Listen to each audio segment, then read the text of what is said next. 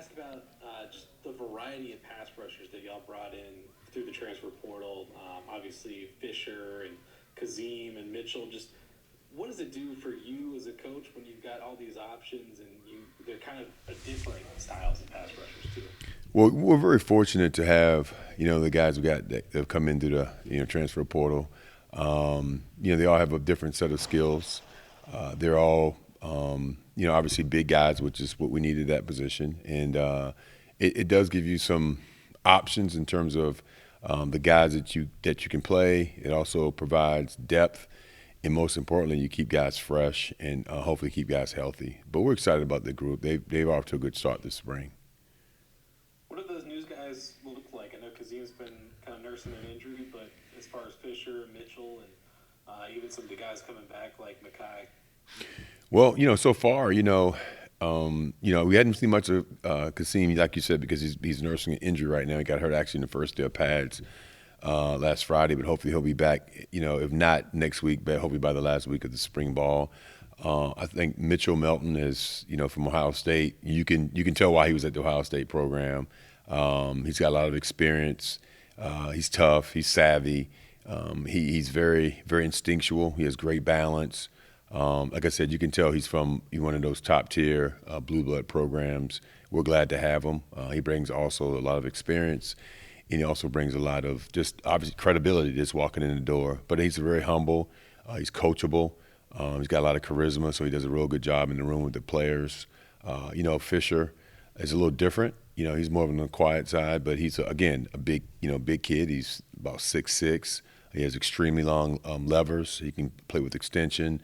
Not as powerful yet as we want him to be, but he does have, he does have 2 years left, so that's good. We can continue to keep developing him, but he brings a lot of length to that edge position. And when you got length and you got size, you can get away with not being as strong because you can just do a good job of keeping offensive linemen off your extremities and inside. Makai's doing a pretty good job. Makai missed all last year, so he's still playing catch up a little bit mentally as well as physically. There's you could tell he still needs to get his wind back and get back into football shape. I think the big surprise so far for us is Billy Cadela. I think Billy's doing an outstanding job. He's getting better and better each day. For a guy who was a walk-on from 8-man football to I feel right now he's just playing as good as anybody in that room. He's big, he's physical. It means a lot to him. He's tough. And I think he's going to really help us this year. Real quick on Mackay, obviously y'all were really excited about him before he went down with that injury. What's it take to kind of get back to the level that he was at and kind of build on that this spring? I think it's just going to be a matter of reps, like anything else. He just has to get the reps and just get out there and play. In order to get good at something, you have to practice. And he's one of those guys that he needs to be out there and to actually be a part of the rhythm and be in the practice sessions in order to get his wind back and his conditioning. Now he's not doing a bad job, but you can just tell he's rusty. But he's going to continue to practice and get better each day. And Jewett Hayes is in that group as well. He's coming along. Then we got a couple of younger guys who hadn't played much, but they've been pretty serviceable. Gabe Sneed and Justin Stewart. Those guys are in that mix as well. So we got a good group. And the thing that I've been the most pleased with, these guys are very coachable. All of them are coachable.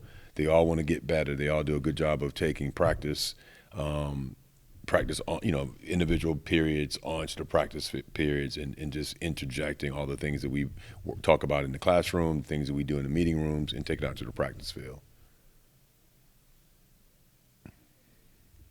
Hi, Coach. How's it going? Hey, Jackie.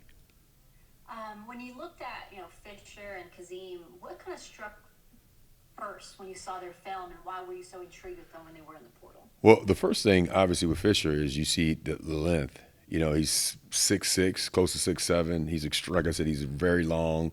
So everybody recruits for size. Especially at that position, at the edge position, they want length.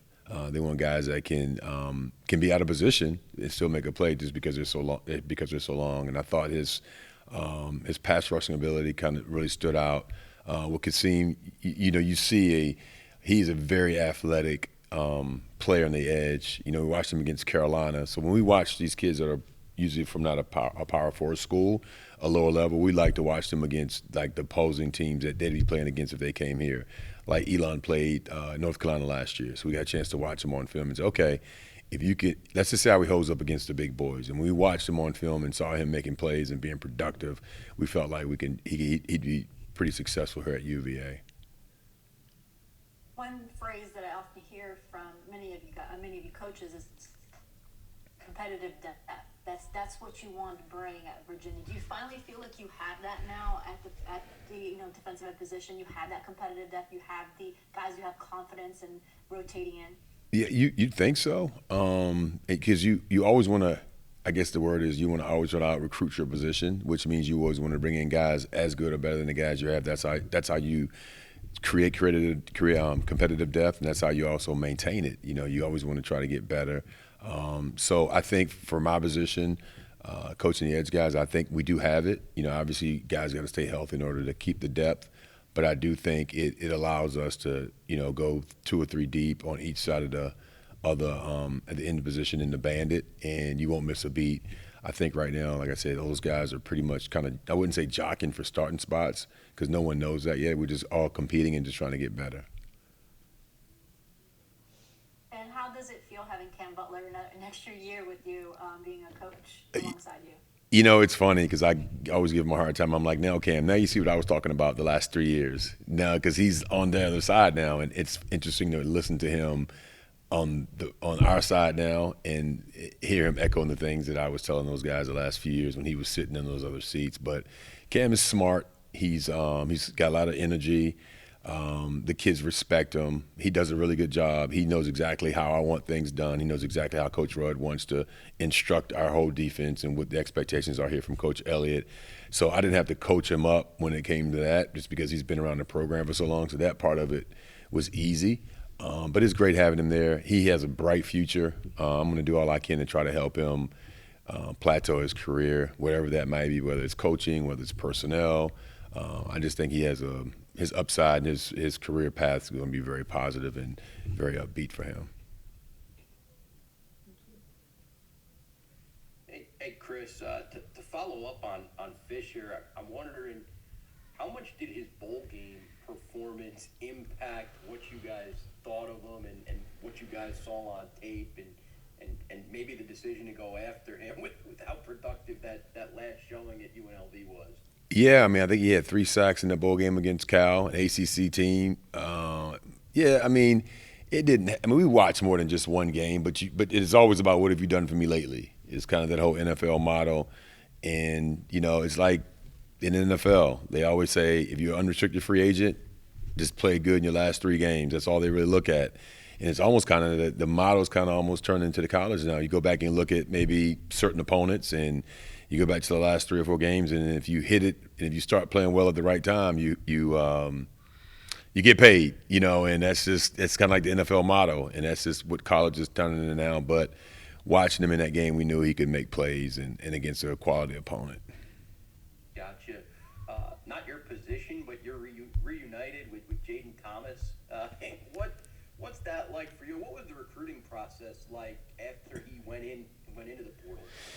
I was excited. I was obviously very excited. When I was at Pace Academy coaching, when I had JT at the time, he obviously Virginia wasn't on his radar at the time, and I was kind of pushing him a little bit.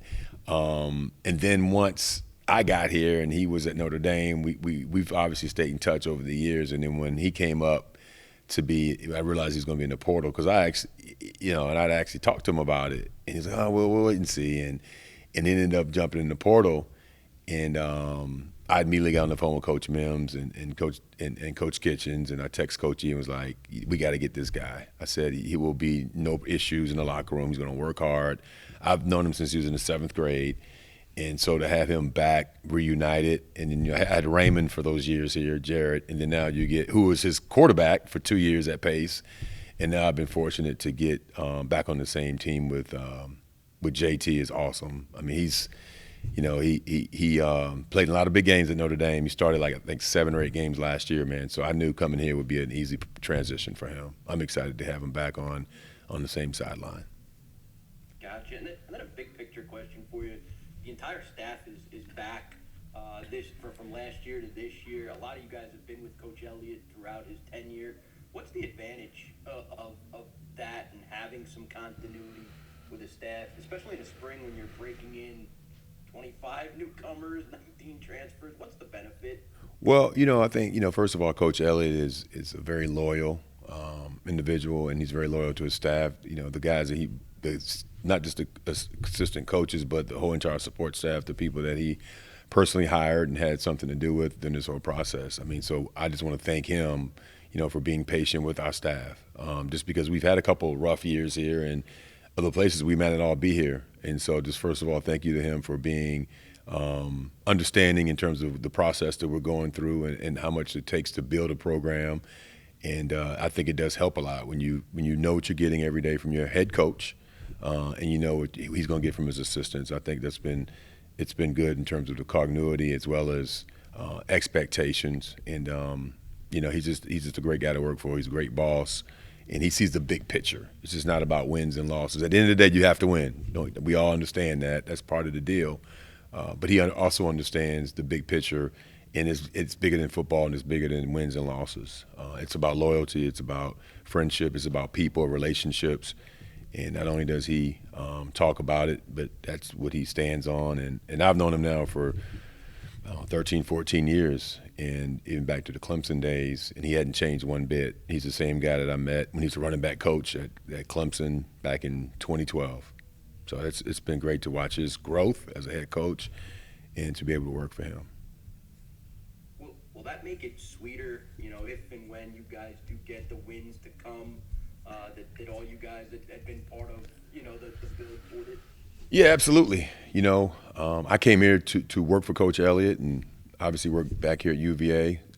So for me, it's been twofold. I wanted to help him get to that pinnacle of head coaches here in the ACC and help him win and be successful. And for me, obviously, I have vested interest in this university because I, played here, went here, and I'm a diehard blue and orange forever. And so it'll be definitely a little more incentivized, I think, for certain guys, but I think we all want to win and especially want to do it for Coach Elliott. Thank you. Coach, you mentioned Cadela earlier. It seemed last year when he got his time in the field, he was giving 100% effort out there. You saw him try to chase down some plays. How does he kind of develop? I know he was a big lacrosse player in high school and walked on with y'all, but how has he developed now? Billy's he's an interesting cat, man. I mean, he really works his butt off. He wants to be good. He's one of those guys who just works his tail off, and he just pays attention. He's very intentional. He's astute in the meetings. It means a lot to him. He's a big kid. Him and Fisher, man, they make me feel short when I'm standing up against them. Like the power forwards walking in my room between two guys that are 6'6". You got to have that size. Coach Groh used to always say, short is short, stiff is stiff, and it always will be. And so these guys are big, and they're going to stay big. So we're very fortunate. When you combine that effort and that size, does that kind of, even though he wasn't a highly recruited player or anything like that, does that lend to have some more potential in him? Yeah, 100%. Last year when he got here, I told people this, and I'm sticking by this. You can say it. If he stays healthy, that kid's going to get drafted. I mean, he has a shot to getting drafted if he stays healthy and continues to work, because you just don't find guys that look like him walking down the street every day. And, I said it last year, and I'll stand by it. I know what they're supposed to look like, and he's what they're supposed to look like. If he stays healthy and doesn't get hurt, he'll have a shot he'll get drafted. Heard it here. Tape record it. Play it back. Yeah. How do you guys find him? Recruiting, man. Justin Sparrow's got to give him all the credit. That's why he gets paid the big bucks, to find guys like Billy Cadela. Yep. Fair enough. Yep.